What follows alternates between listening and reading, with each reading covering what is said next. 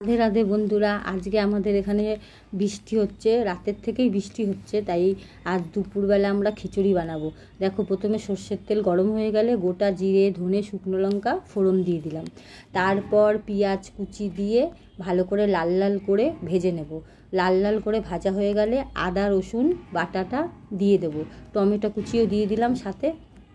আদা রসুনের গন্ধটা যতক্ষণ না যায়, মানে কাঁচা গন্ধটা, ততক্ষণ নাড়াচাড়া করছি। সেই ফাঁকে আমি আতপ চাল আর মুসুরির ডালটা ভালো করে ধুয়ে নিলাম। আজকে আতপ চাল আর মুসুরির ডাল দিয়েই খিচুড়ি বানাবো। ভালো করে ভাজা হয়ে গেলে জিরে, ধনে, লঙ্কার গুঁড়ো, হলুদের গুঁড়ো আর নুন দিয়ে দিলাম।